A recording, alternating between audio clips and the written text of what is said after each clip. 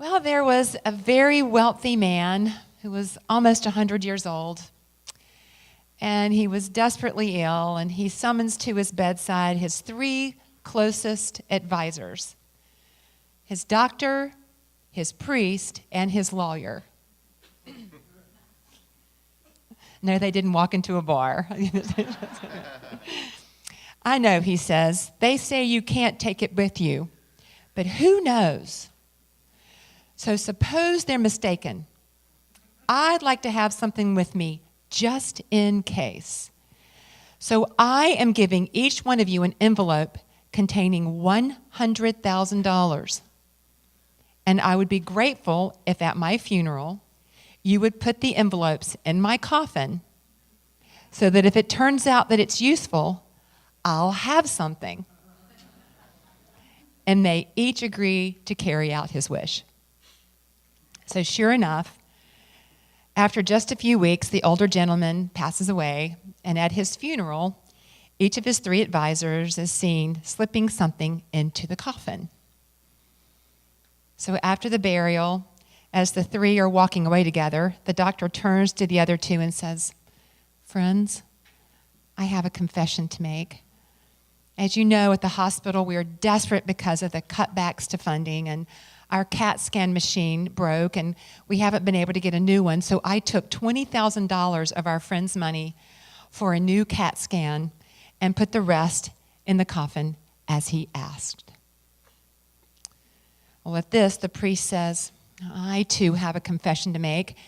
As you know, our church is simply overwhelmed by its maintenance and repair problems. The needs have increasing, and we have nowhere to turn. So I took $50,000 from the envelope for our repair fund and put the rest in the coffin as our friend requested." So fixing the other two in his gaze, the lawyer says, "I am astonished and deeply disappointed that you would treat so casually our solemn understanding with our friend. I want you to know that I placed in his coffin my personal check for the full $100,000.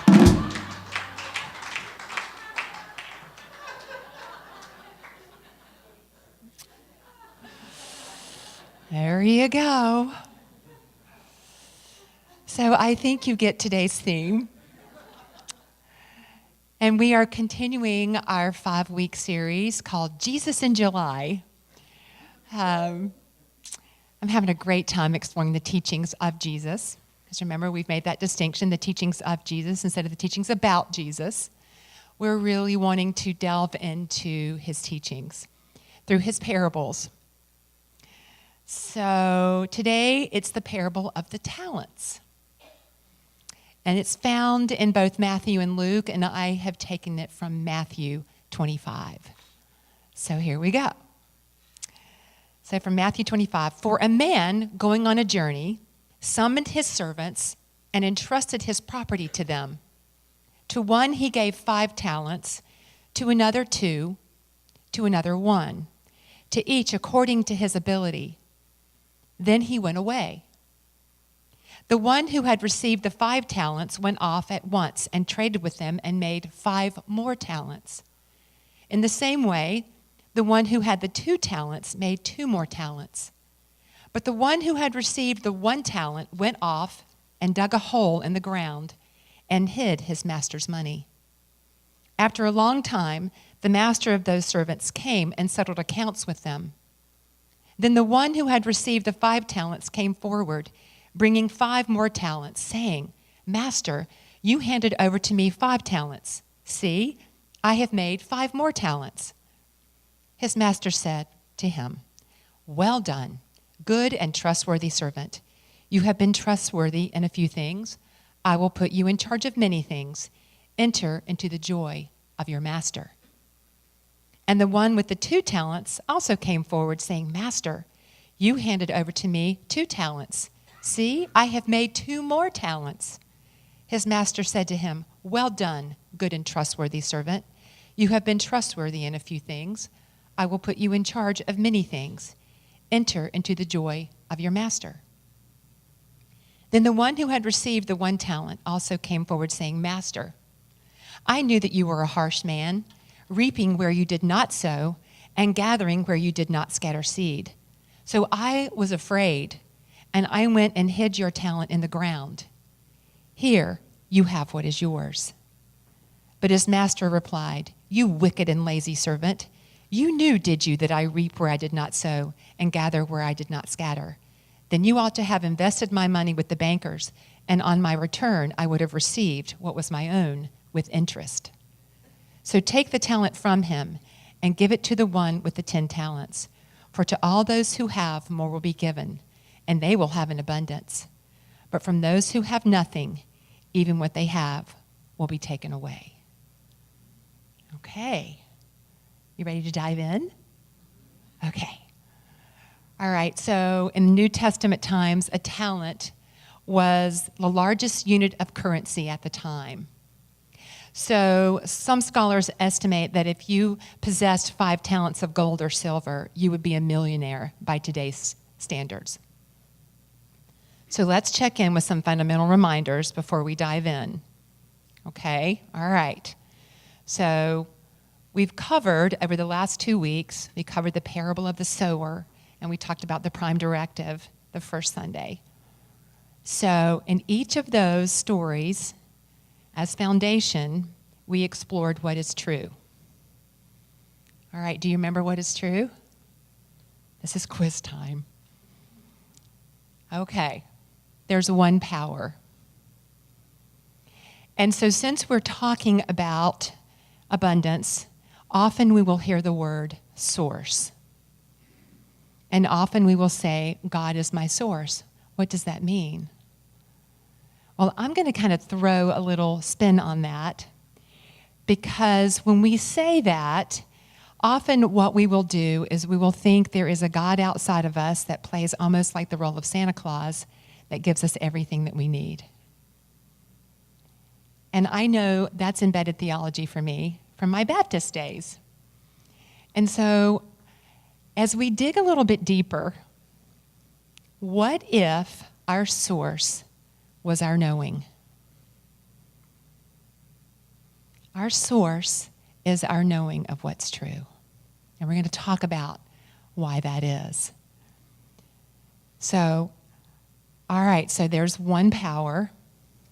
There's one infinite field of possibility, of love, of peace, of joy. And that infinite power is infinite abundance. It's what we are. And remember, the kingdom of God is within you. That's the prime directive. And the kingdom of the absolute. God is the absolute, right? Are you with me? Okay, all right. So, infinite abundance is. Now, regardless of what might be showing up in our world, experiences of lack, there is an inherent abundance everywhere. Okay? That's what's true. So, and our thoughts, our feelings, our beliefs, our consciousness create our experience of how we see life. So that's our consciousness, our thoughts, our feelings, our beliefs, our knowing. So wherever we are in consciousness is how we will see and perceive our abundance. All right? Again, you with me? Okay. All right, so back to the story. So each of the servants were given this certain amount of talents according to their ability, according to their consciousness, according to their level of understanding of what they could do with the money and what was possible. All right? And notice the master didn't tell them what to do. He didn't give them any instructions. What it says is he entrusted them with his property. In other words, with his property, he put that property into their care. He gave them responsibility to create what was given to them. And so the first 2 servants went out with the 5 talents and the 2 talents. And they created 100% return. But the third fella, in being given responsibility, went to fear and blamed what he did on the consciousness of the master. You harsh man, you didn't reap where you sowed. See, I was afraid and I hid your talent in the ground. I think that's fantastic. Because how many of us can relate to go into a place of fear or blame regarding our level of prosperity or our level of abundance?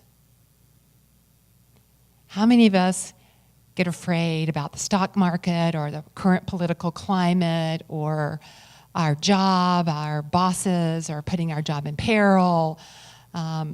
We're blaming for what we do or don't have.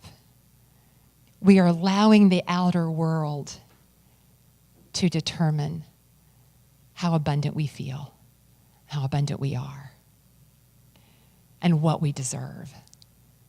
So back to the story. And the master said, well, if you think what you thought of me, then you didn't have to do something with my money. You could have just taken it to the bank and it could have gotten some interest.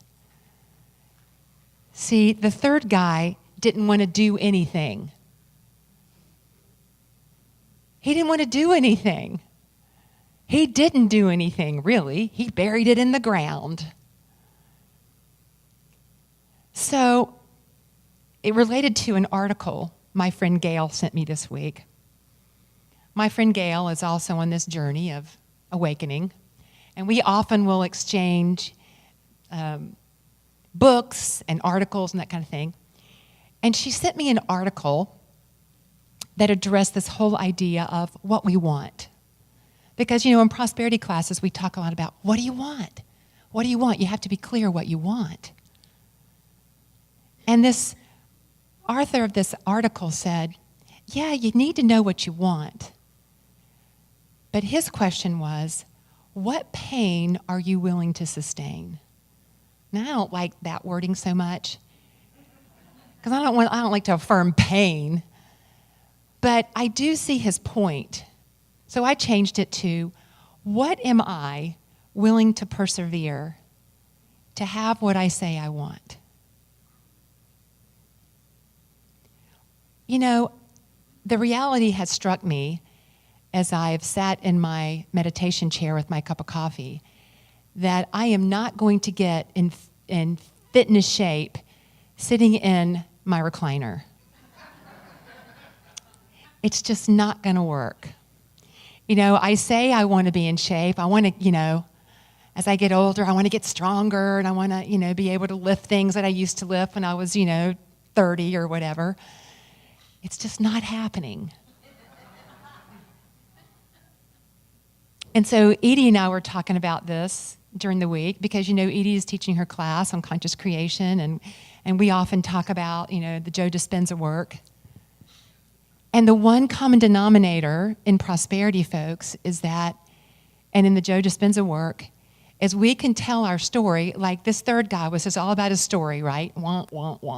I'm going to blame you and your consciousness, master, for what I did or didn't do. Okay, but as long as we stay in our story and we don't do anything differently, how do we expect to have something different? Folks, we got to do our work. That's what Jesus is saying to me. And remember, these parables are coming through my filters and my consciousness. But Edie and I were talking about it this week because, she goes to these conferences with Joe Dispenza folks. And there are people that have been working this Joe Dispenza work for 3, 4, 5, 6, a decade. And they're just now kind of having their breakthrough in their healing or their, whatever it is. And see, I think what happens is we think we're going to always have instant results. That's why I'm not a big fan of The Secret. I keep picturing that woman that looked at that necklace and she thought about it. And the next thing you see is she's wearing it on her neck. That's magical thinking. And I'm not saying that some of you don't always get your parking spot. I know you do. But folks, really, I think this parable, and Jesus, remember the verse? He said, for those who have more will be given. That's the verse from the last parable that got the bad press, right? Because we think that's just terrible. How can those that have more always get more? And how come those that have less? In this particular context, what he's trying to teach is that life is consciousness. Okay? And so, we can relate it to what's happening in our world. Folks, we're able to come in here in an air-conditioned building. I'm going to assert that all of us have a roof over our head. And we know these teachings. And there are those people in our world that don't have those opportunities. What is ours to do, to support them and their life being extraordinary? So not only do we get to have our lives be extraordinary, we get to also be in service, to give from our bounty. So I think this third servant really had a lesson for us, that we get to get out of our story of whatever it is that has us not be extraordinary. And so I'm just going to invite you this week to tune in to what story are you telling yourself that justifies you not having the life you really want to have. And maybe you're having, I'm sure many of you are having an extraordinary life. Please don't hear that anything's wrong. But what I'm inviting us to do, which I think Jesus is inviting us to do, is to check in with our level of consciousness. And if we say we want something and we don't have it, what's the story we're telling about it? And are we willing to be in different actions to have it happen? I've got to get out of my meditation chair and go move. Right?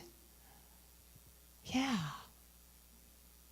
It's just an opportunity for us to one more time just check in with our consciousness, where we are, and what is it we say we want, and what is it that we're really willing to persevere. Because I got to tell you, I don't exactly relish, running on a treadmill that much. I can think of a lot of other things I might want to do. But on the other side of that, I'm going to be stronger. I'm going to be healthier. You see? So, how you doing? Yeah, one more time, I think the words of Jesus are I call it kicking my consciousness to the curb. Yeah, calling me up to get past my story, any story of limitation, and to say yes. Because folks, again, it's infinite. Have you pulled up your chair to the banquet table? It's just waiting. The infinite abundance is waiting for us to claim. So let's affirm together. I am infinite abundance. I move my feet from this knowing to unfold the desires of my heart. And so it is. Blessings.